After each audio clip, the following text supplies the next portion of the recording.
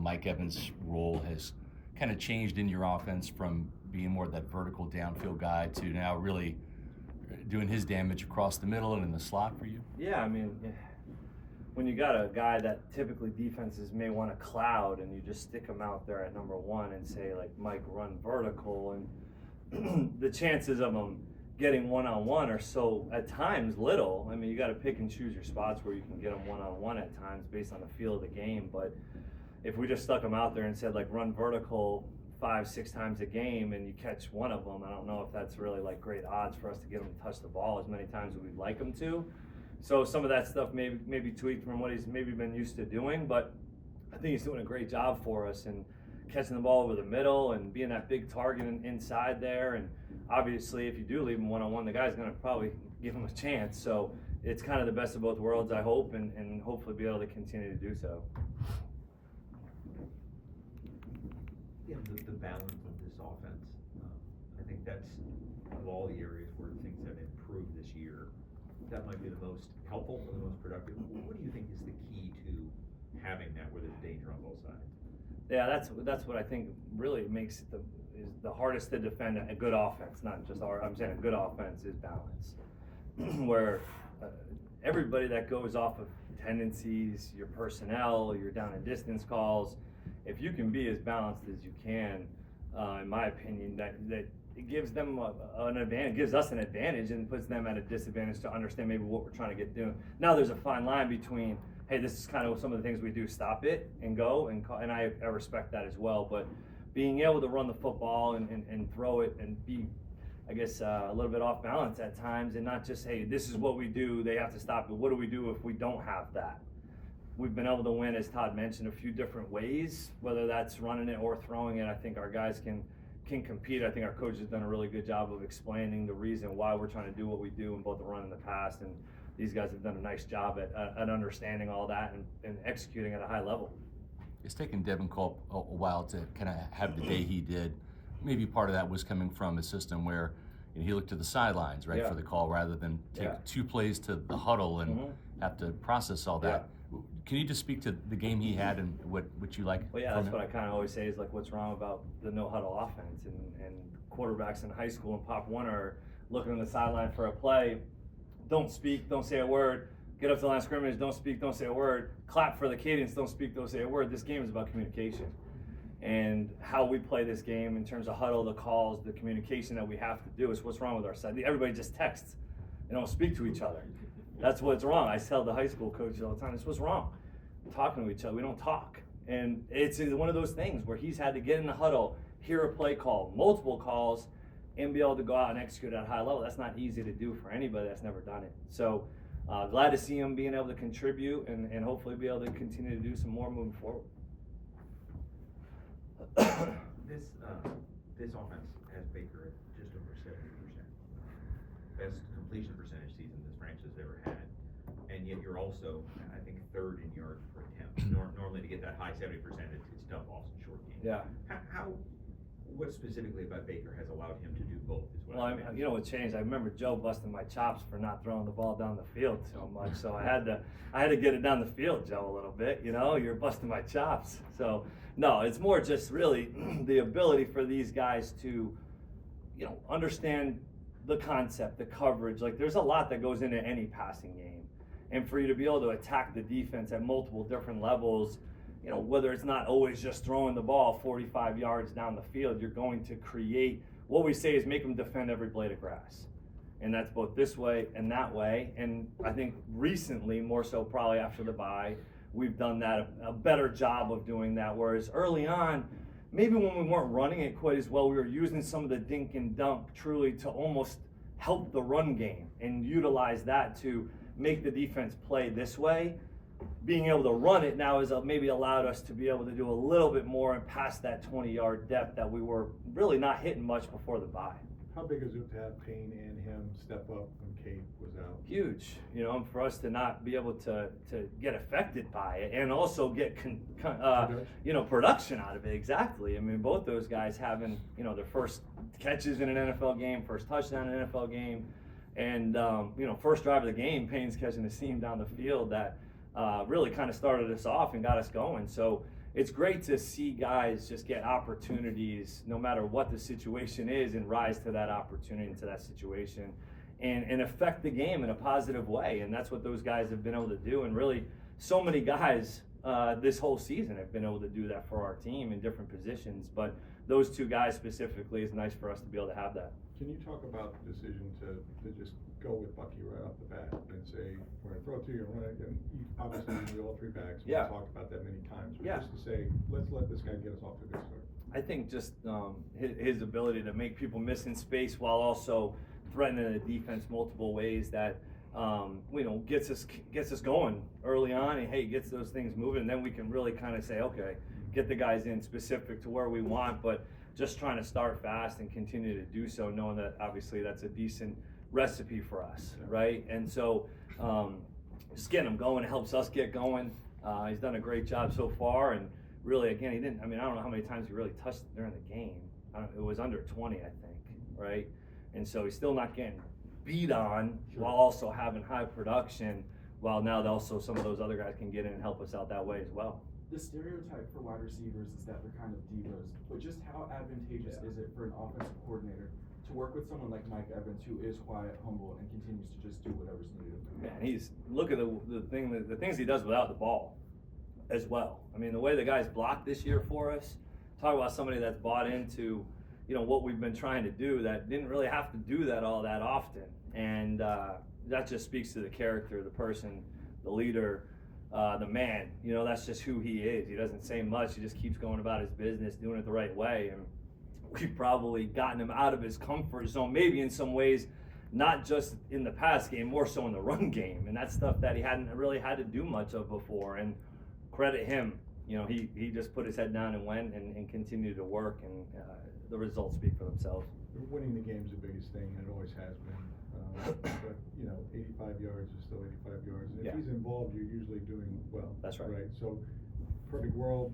Yeah. You do what you do, and he gets. But how aware will you be if it's at the end of the game of just how much he needs? I'm pretty aware.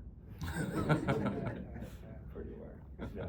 I was trying a little bit more at the end there, but pretty aware. But he knows. Obviously, we're all aware. The team wants that. The team wants, it's just because of the human being. Like, you just asked me that question for a reason, because everybody thinks that way about him back here. So you want what's best for him, obviously, with the team first mentality, which that's who he is. So it doesn't matter. The guys all want him for him anyway. So 2 weeks ago, I was asking you about how your name's been popping up, and you're like, look, man, I don't have any time. My kid is sick. Your name keeps popping up. Is it the same situation for you? Still a little under the weather here at this time. He's not quite ready yet. No, just still. I mean, last week when you go out into the field and you play that game, which we knew that game was gonna. We were hoping our guys would come out and play the way they did. Right? We come off the Dallas game. Everybody's not thrilled.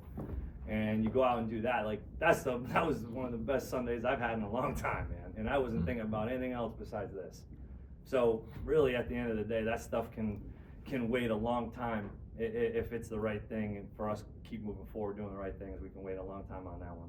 What can you say about Jalen McMillan and the way he's playing right now? Yeah,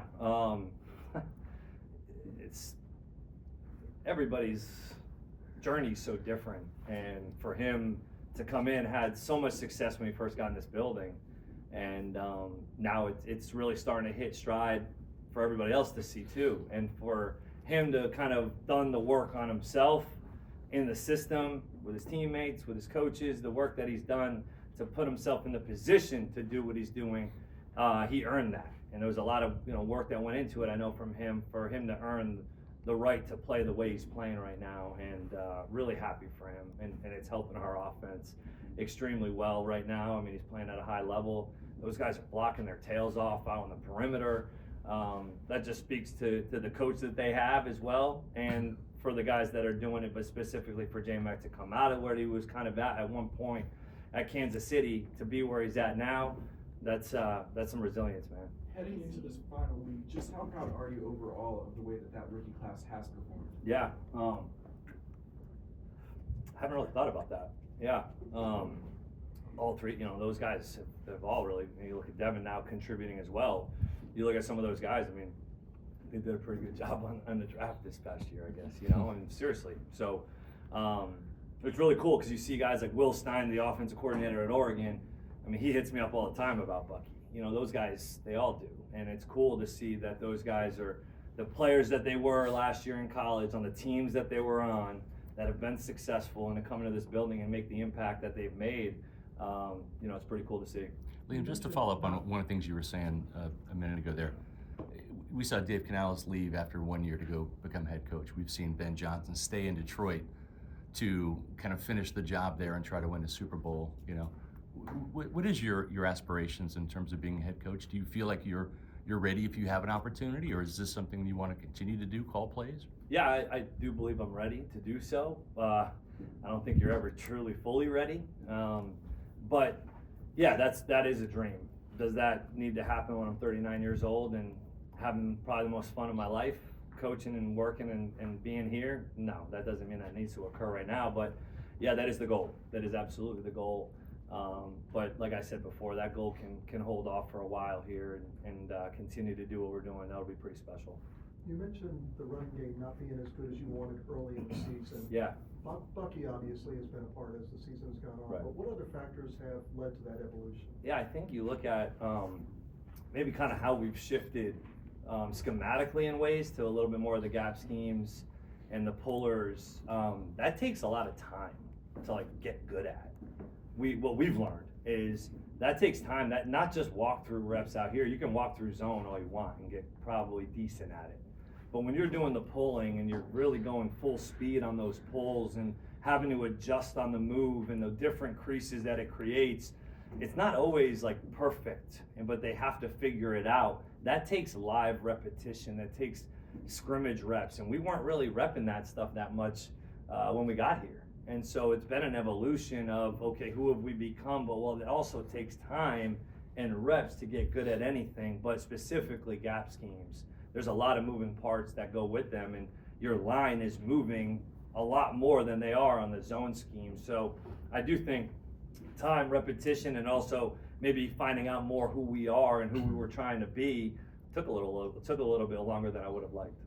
You're almost done with the regular season here. Hopefully they're playoffs for you guys, but what have you learned about yourself as a play caller, and where have you maybe grown the most throughout this year?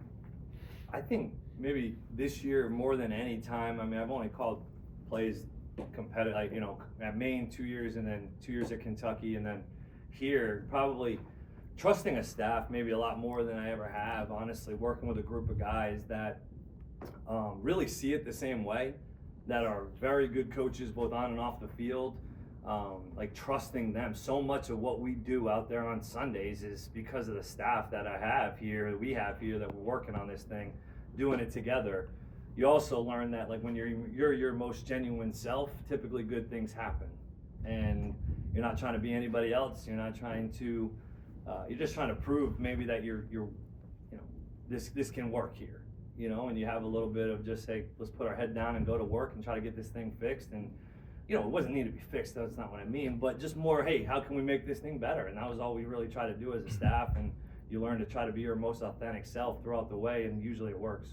So the Pro Bowl voting was announced. Did you think that Baker got snubbed? And when we talked to him, he's like, I'm not into numbers, it's about wins. I don't know if you had a chance to talk to him about it. Yeah, I mean, we talked this weekend after our game, and I had he didn't know how many touchdowns he had on the year. Now maybe you did, but like I texted him and asked him, I sent him something, and he responded to me that he did not know, because I was asking because I did not know. Like we haven't talked about that stuff at all. It hasn't been like we didn't buy each other Christmas gifts. You know what I mean? Like we've been doing this. Like we've been doing football, and that's all he's, you know, been into. Is like I congratulated him on the NFC Player of the Week over the phone on Tuesday. He said, yeah, that's cool, let's go get this one. So he doesn't care. Nobody really cares. I don't think, you know, he knows his worth. He knows what he's done and put out on that field this year production-wise, and I think that speaks for itself. Talking about rookies earlier, what have you liked from Graham Barton just in his rookie year? Yeah. What have you liked from him? It's just the athleticism, the physicality, the way he's able to run block and move people inside while also get on the perimeter and help us out in the screen game and getting out in space. And obviously being the type of person that he is, it's not easy to communicate in our system. It's not. He has to do a ton. And it's a credit to the guys that are coaching him, like I said, about BMAC and those wideouts. Same thing with those coaches that are coaching him with Carbs and Gooch, but also his work ethic, Hainsey being involved in that kind of maturation process as well. I think he would be the first one to tell you that it's a lot of work, but it's kind of takes a village when it comes to that. How much was Hainsey involved in? Was he kind of like his personal tutor? In a lot of ways, they're together a ton, man. I mean, Haynes is in there in the protection meetings before we actually have the protection meeting, going over, hey, this is something that I would call or how I see it. And whether that's always the case and how we do it, that's just really a lot of experience, somebody that can give Graham a ton of knowledge, and as well as Bake and us as coaches. Shoot, we all learn. I call Hainsey when we're trying to create our protection plan. I've called him on multiple occasions while he's at home and asked him how he would see it. So that's just kind of how we've tried to operate, and he's been really great that way. Okay, thank you. Great, guys. Thanks, guys.